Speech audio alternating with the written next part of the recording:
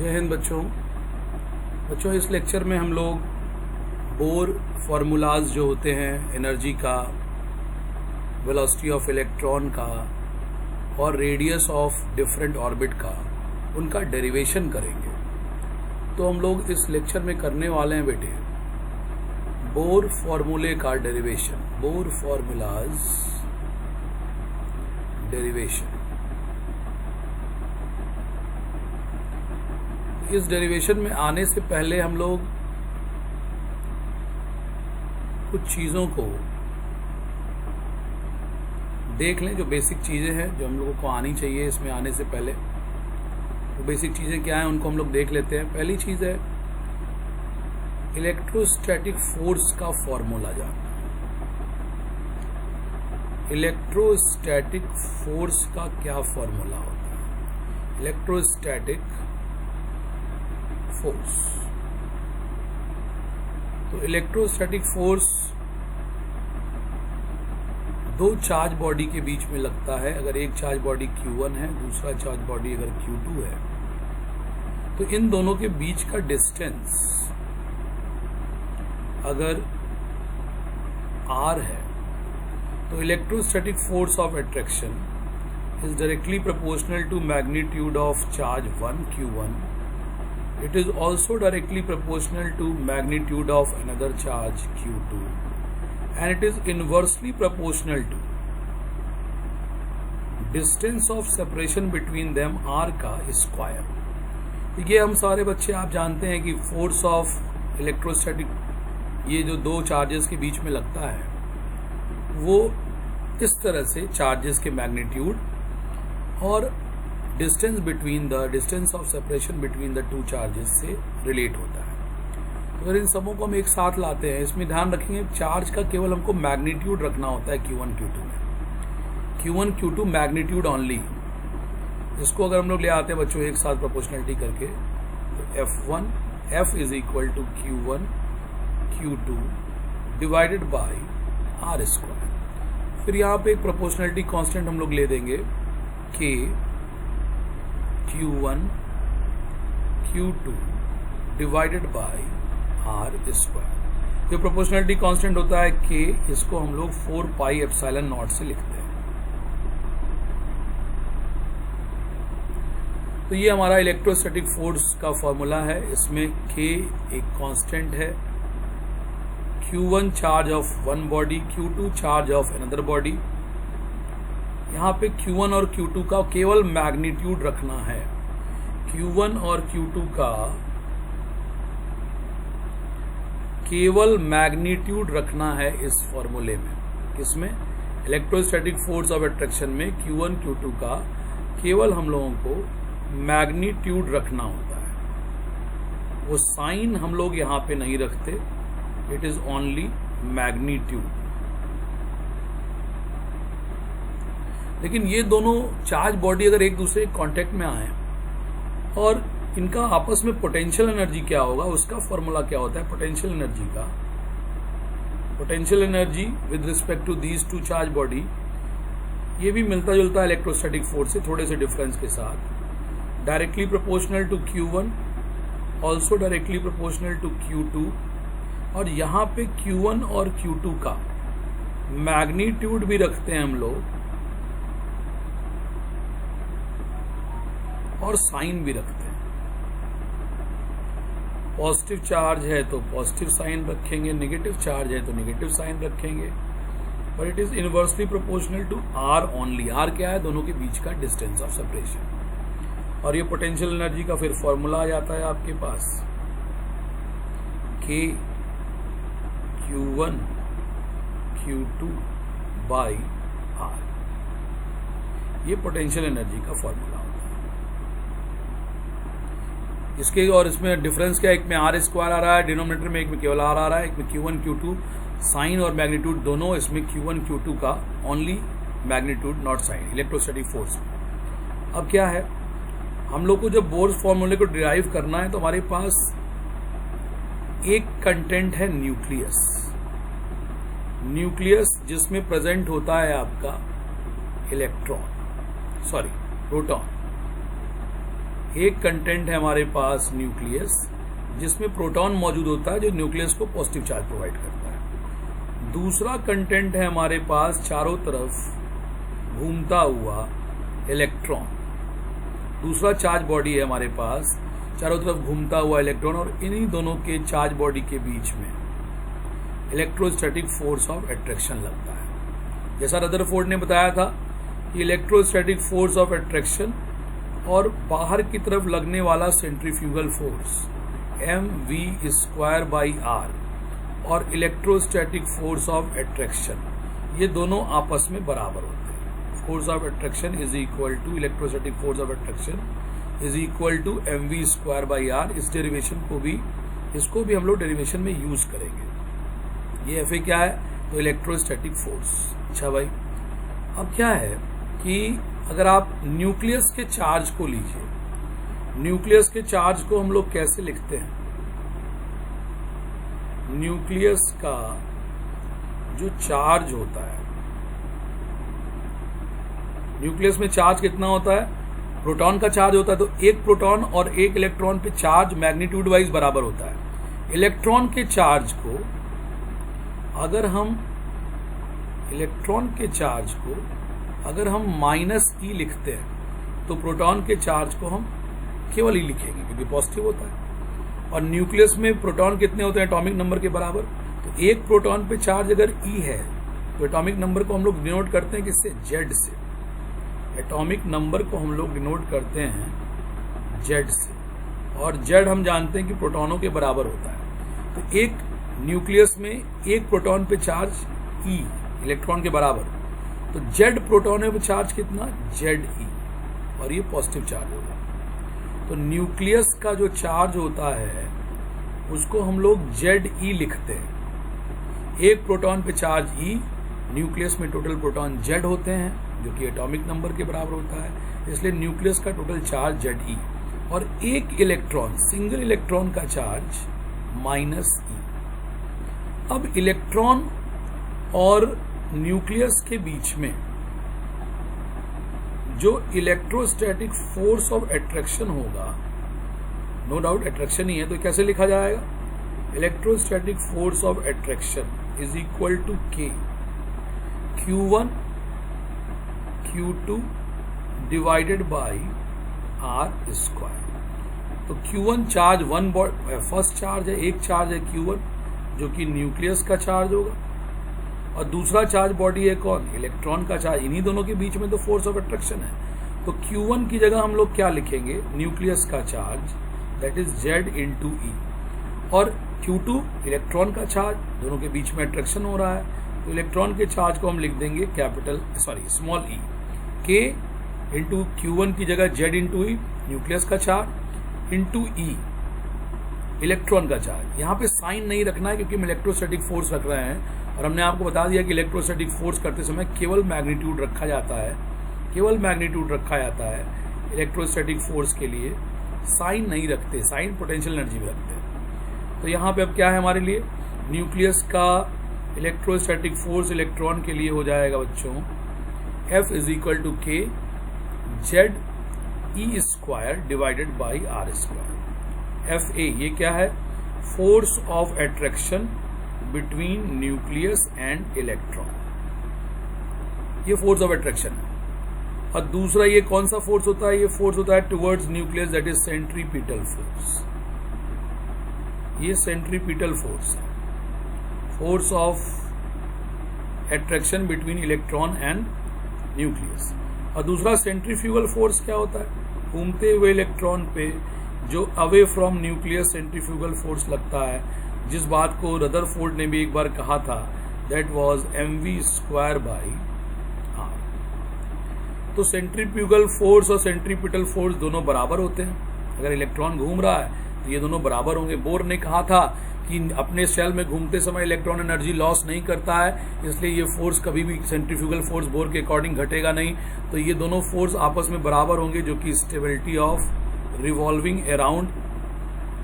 Revolving electron around nucleus बनेंगे। तो ये दोनों फोर्स अगर बराबर हो गए तो आप यहाँ पे लिख पाए इस तरह से, ये आप लिख पाए एक इक्वेशन। तो आर को आर स्क्वायर जो है यहाँ कैंसिल कर देगा। तो हमारे पास एक इक्वेशन बनता है यहाँ पे M V square is equal to K Z E square divided by R. इसको हम पहली बार एक नंबर देते हैं, यहाँ पे नंबर 1 दे दिया हमने। अच्छा भाई, क्या इस इक्वेशन से आर हमारे सामने आ रहा है? आर का एक इक्वेशन आ रहा है, ये बिल्कुल आ रहा है। आर का इक्वेशन क्या आ रहा है हमारे पास? K Z E square divided by M V square, ये हमारे पास आर का इक्वेशन हो गया। इसको हम इक्वेशन नंबर 2 नाम दे दें। अब हमारे पास बोर का जो परमिसिबिलिटी ऑफ ऑर्बिट का कॉन्सेप्ट है, अकॉर्डिंग टू बोर, कि बोर का फॉर्मूला है तो बोर का डेरिवेशन है तो बोर का फॉर्मूला एक्सक्लूसिव तो यूज होगा ही। बोर ने क्या कहा था? क्वांटाइजेशन ऑफ ऑर्बिट का जो कॉन्सेप्ट है, quantized angular momentum. Angular momentum जो है NH इंटीग्रल मल्टीपल होता है h/2 पाई का, वेयर h/2 पाई का इंटीग्रल मल्टीपल होता है। n की वैल्यू क्या क्या हो सकती है? 1, 2, 3, 4। जो जनरली होता क्या है? ऑर्बिट या शेल का नंबर होता है। जो n है इंटीजर होता है और ये ऑर्बिट या शेल का नंबर माना जाता है। तो इसके अकॉर्डिंग अगर हम कहें तो v हमारे पास क्या हो जाएगा? v हो जाएगा आपके लिए NH/2 पाई और ये हो जाएगा आपके लिए m r। ये v की वैल्यू हो गई।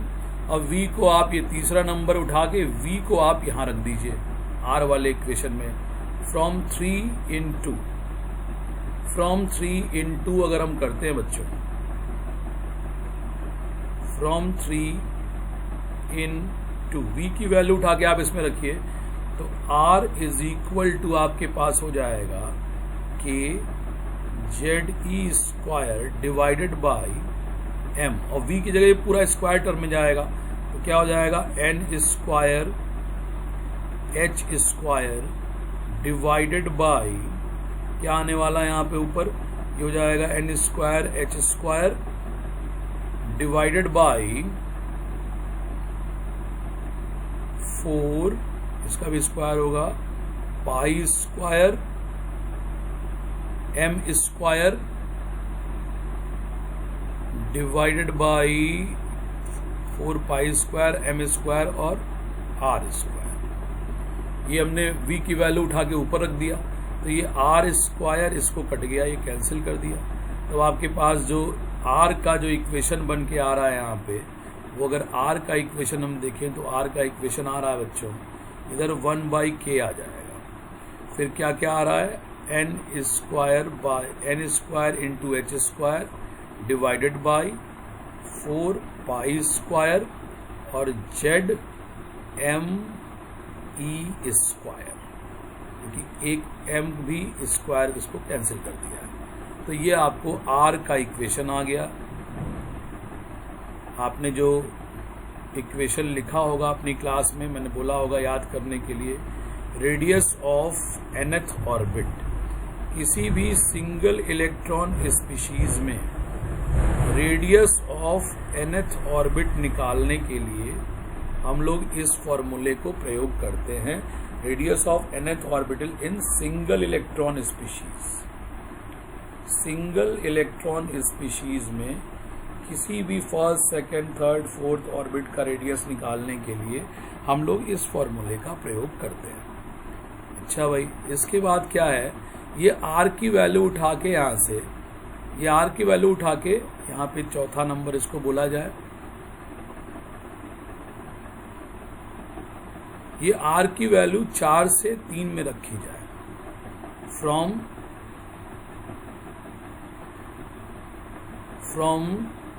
4 to 3 r की वैल्यू रखेंगे हम लोग, क्या हो जाएगा? v का एक्सप्रेशन मिलेगा। v is equal to n है, h है, डिवाइडेड बाई 2 पाई m है। r की वैल्यू में हम क्या रखेंगे? r की वैल्यू में अगर हम ये रखते हैं तो हमारे पास नीचे क्या आ रहा है? n स्क्वायर h स्क्वायर, और ये पूरा ऊपर चला जाएगा k 4 pi square Z M E square. देखिए आप इसमें क्या क्या कट रहा है, क्या क्या कैंसिल हो रहा है। ये NH इस N स्क्वायर H स्क्वायर को काट दे रहा है। ये 2 से ये 2 टाइम चला जाएगा। ये पाई इस पाई स्क्वायर को काट देगा। ये M इस M को काट देगा। तो आपके पास इक्वेशन क्या आ रहा है, V is equal to K बचा है जी, हाँ भाई K, फिर 2 बचा है, फिर पाई बचा है 2 पाई Z और E स्क्वायर बचा है, और नीचे क्या बचा है N इंटू H। तो ये आपको V वेलोसिटी ऑफ इलेक्ट्रॉन का ये फॉर्मूला मिल रहा है किसी भी nth ऑर्बिटल में।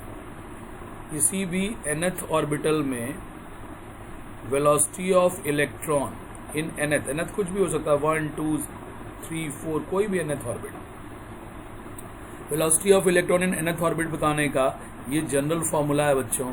तो ये आपके 2 फॉर्मूले आपको हमने क्लास में जरूर लिखवाए होंगे, और ये उसका डेरिवेशन है आपका रेडियस का और वेलोसिटी के फॉर्मूले का। अब देखिए क्या है, अगर हम टोटल एनर्जी की बात करें, किसी शेल में अगर इलेक्ट्रॉन घूम रहा है तो उसकी टोटल एनर्जी की बात करें, तो total energy of electron, total energy of electron revolving in any orbit, revolving in any orbit around nucleus। और नो डाउट हम लोग जब भी बात कर रहे हैं तो कौन सी स्पीशीज की बात कर रहे हैं, single electron species. We are talking about single electron species. तो टोटल एनर्जी का जो फॉर्मूला होगा बच्चों, टोटल एनर्जी कैसे निकलेगी, कभी भी अगर आप कहते हैं किसी चीज की टोटल एनर्जी निकालनी है तो प्रमुख रूप से एक आपको काइनेटिक एनर्जी लेना होगा और दूसरा आपको पोटेंशियल एनर्जी लेना होगा। किसका, तो रिवॉल्विंग इलेक्ट्रॉन अराउंड न्यूक्लियस, उसकी काइनेटिक एनर्जी कितनी है और उसकी पोटेंशियल एनर्जी कितनी है। तो पहले अगर हम पोटेंशियल एनर्जी निकालें, जैसे हम आपको लिखवा चुके हैं पीछे, यहाँ मैंने आपको लिखवाया पोटेंशियल एनर्जी का एक जनरल फॉर्मूला। यहाँ पे देखिए अगर आप, तो पोटेंशियल एनर्जी के लिए एक फॉर्मूला मैंने आपको यहाँ लिखवाया, ये देखिए K Q1 Q2 divide by R, इसमें मैग्नीट्यूड और साइन दोनों रखना होता है। तो अब हम लोग क्या करते हैं, यहाँ पे हमको पोटेंशियल एनर्जी किसकी निकालना है, न्यूक्लियस के चारों तरफ घूमते हुए इलेक्ट्रॉन की क्या पोटेंशियल एनर्जी होगी और क्या काइनेटिक एनर्जी होगी। तो यहाँ पे चार्ज पहला होगा Q1 न्यूक्लियस का, फिर Q2 चार्ज होगा इलेक्ट्रॉन का divide by R, distance between these two. R का तो फॉर्मूला हम लोग निकाल चुके हैं। अब यहाँ पे आप क्या करेंगे, K रख देंगे। Q1 न्यूक्लियस का चार्ज ऊपर देखेंगे आप तो ZE आएगा और ये पॉजिटिव होगा, इसमें हमको साइन के साथ रखना है, ZE पॉजिटिव। इसमें हम क्या करेंगे कि साइन के साथ रखेंगे, तो ये हमारे पास होगा K, न्यूक्लियस का चार्ज पॉजिटिव होता है तो Z इंटू E पॉजिटिव, और इलेक्ट्रॉन का साइन होता है नेगेटिव तो माइनस E, इलेक्ट्रॉन का चार्ज E होता है, माइनस E कर दिया मैंने क्योंकि साइन के साथ रखना था, डिवाइडेड बाई R। तो ये क्या आ गया बच्चों, पोटेंशियल एनर्जी आ गई हमारे पास K ZE square divided by R। ये सिंगल इलेक्ट्रॉन स्पीशीज में न्यूक्लियस के चारों तरफ घूमते हुए इलेक्ट्रॉन की पोटेंशियल एनर्जी है minus K ZE square by R। Minus sign क्यों आया, तो पॉजिटिव न्यूक्लियस का चार्ज और इलेक्ट्रॉन का चार्ज नेगेटिव, माइनस साइन एक तरह से कहिए अट्रैक्शन भी शो करता है। अब आप काइनेटिक एनर्जी रखना चाहेंगे इलेक्ट्रॉन की, तो काइनेटिक एनर्जी का क्या फॉर्मूला होता है बेटे, हाफ mv स्क्वायर। तो अगर आप देखें काइनेटिक एनर्जी का ये फॉर्मूला जो है, यहाँ पे अगर हम थोड़ा सा फॉर्मूलों की नंबरिंग कर दें एक बार फिर से, तो फॉर्मूलों की नंबरिंग 4 हो गया, इसको 5 के बाद इसको 6ठा नंबर कर देते हैं और पोटेंशियल एनर्जी वाले को 7वां नंबर। अब K ही हाफ mv स्क्वायर हो गया। तो अगर आप देखें तो हम इसको कहीं ना कहीं डिराइव, पहले mv स्क्वायर का टर्म आपको एक लिखवा चुके हैं। आप देखिए अगर इक्वेशन नंबर यहाँ पे अगर हम लोग देखें mv²/r मैंने कहीं आपको लिखवाया था, ये तो है आपका mv²/r, ये mv², देखिए mv², ये पहले नंबर फॉर्मूले में ये देखिए आपको नजर आएगा mv², किसके बराबर है, kZe²/r। तो यहाँ पे हमारे पास mv² काइनेटिक एनर्जी में नजर आ रहा है, ये देखिए काइनेटिक एनर्जी में mv²। तो उसकी जगह हम लोग क्या रखने वाले हैं, काइनेटिक एनर्जी की जगह हम लोग क्या रखने वाले हैं, हाफ mv² में यहाँ से इक्वेशन 1 से हम रखेंगे आपके लिए। तो हम क्या रख देंगे, फ्रॉम वन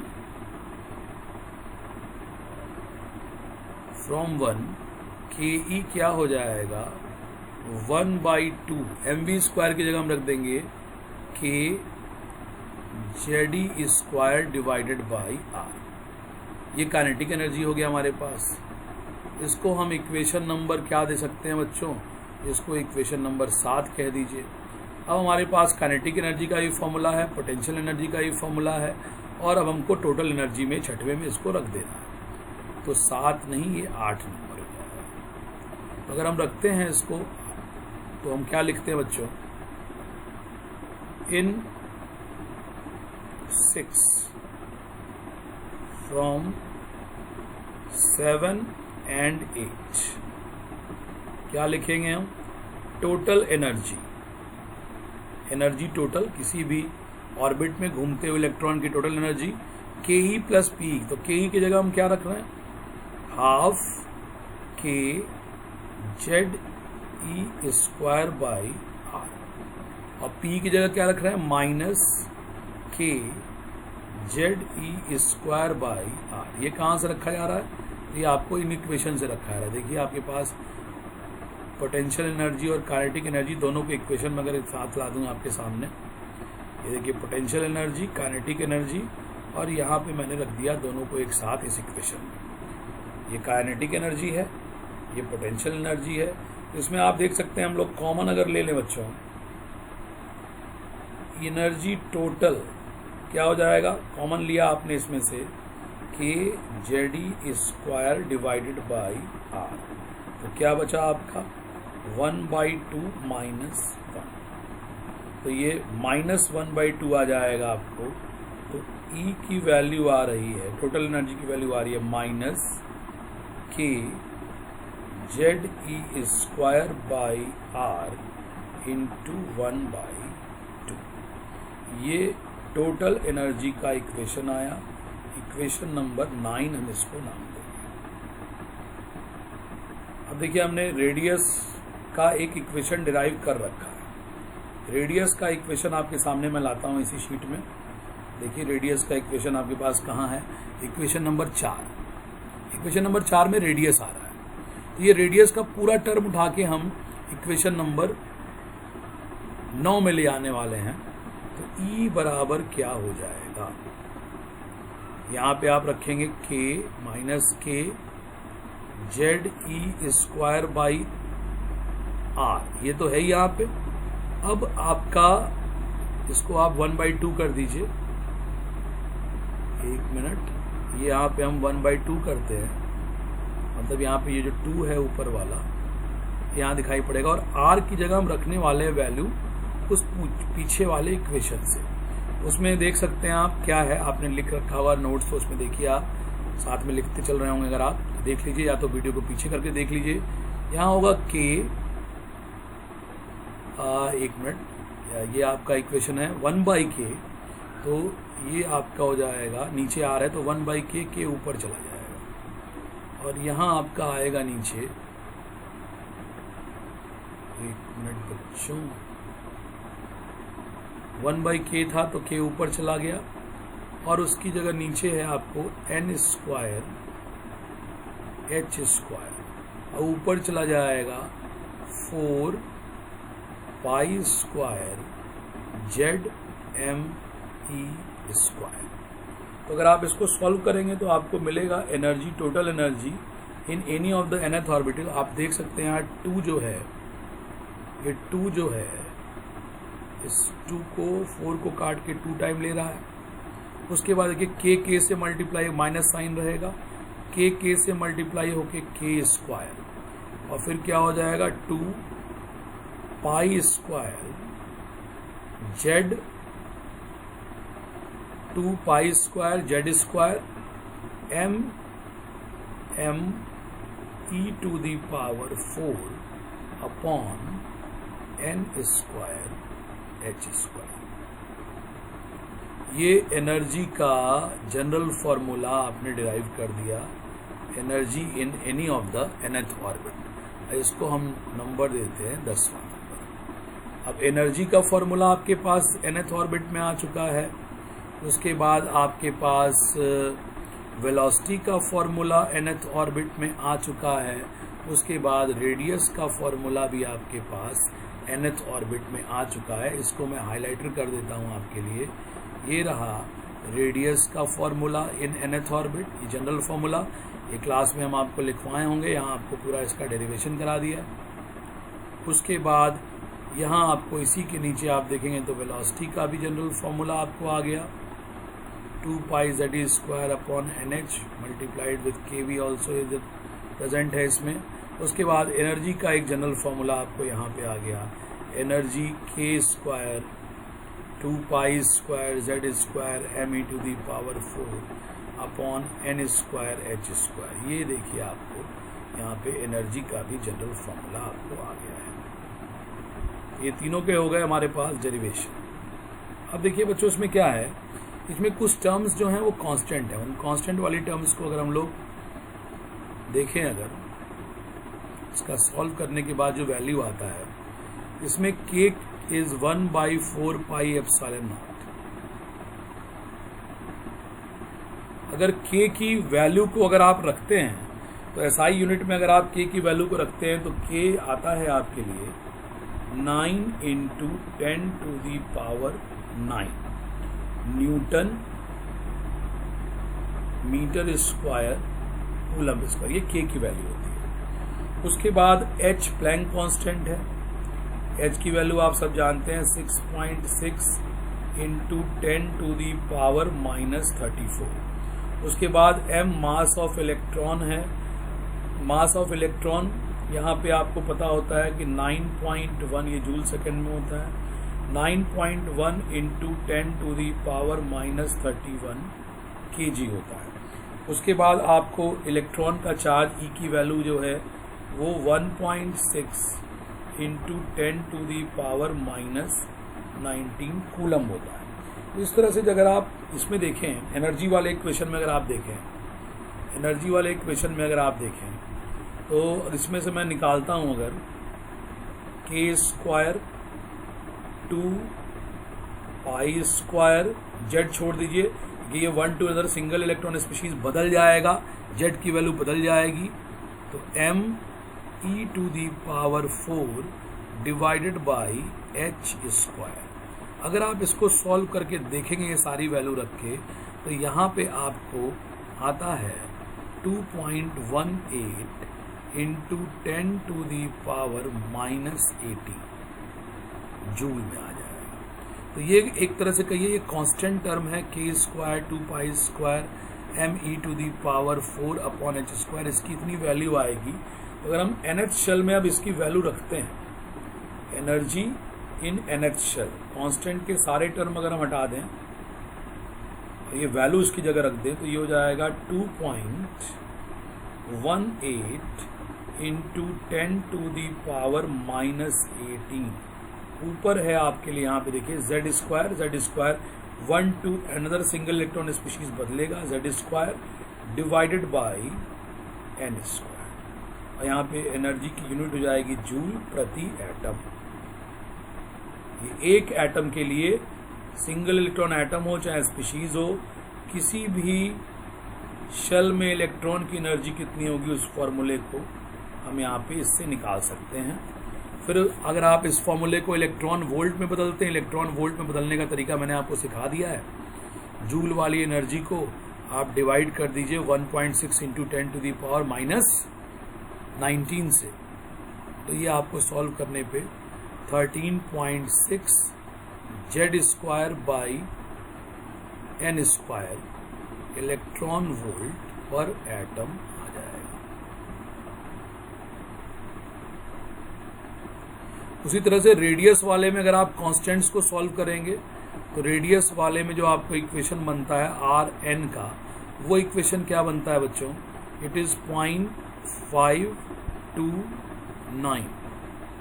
0.529 उसमें आपको है 2 पाई जेड स्क्वायर, उसमें ऊपर वाली जो टर्म आई है 2.529 एंगस्ट्रॉम। एंगस्ट्रॉम के लिए 10 टू दी पावर -10 की टर्म आती है। और यहाँ पे अगर हम लोग उस वैल्यू को रखते हैं जो कांस्टेंट को सॉल्व करके, तो वो 0.529 इंटू 10 टू दी पावर -10 आता है। फिर कांस्टेंट अगर आप देखिए तो उसमें क्या क्या बचता है कांस्टेंट z और n का, अगर आप देखिए तो z और n के लिए ऊपर n स्क्वायर और नीचे बचेगा z, तो ये हो जाएगा आपको -10 n square divided by z, और ये मीटर में आ रहा है। जब आप इसको एंगस्ट्रॉम में बदलेंगे तो ये हो जाएगा 0.529 n square by z angstrom. ये रेडियस का जनरल फॉर्मूला आपको किसी भी सिंगल इलेक्ट्रॉन स्पीशीज के किसी भी nth ऑर्बिट का रेडियस निकालने के लिए ये प्रयोग में आता है। उसके बाद क्या है आपके पास?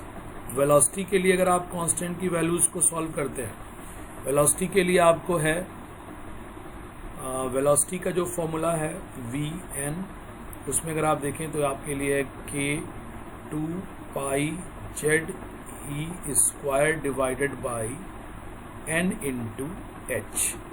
तो कांस्टेंट अगर सॉल्व करते हैं तो यहाँ आपको मिलता है अप्रोक्सीमेट 2 इंटू 2.8 आता है, लगभग 2.8 या 2 इंटू ये लगभग 2.18 इंटू 10 टू दी पावर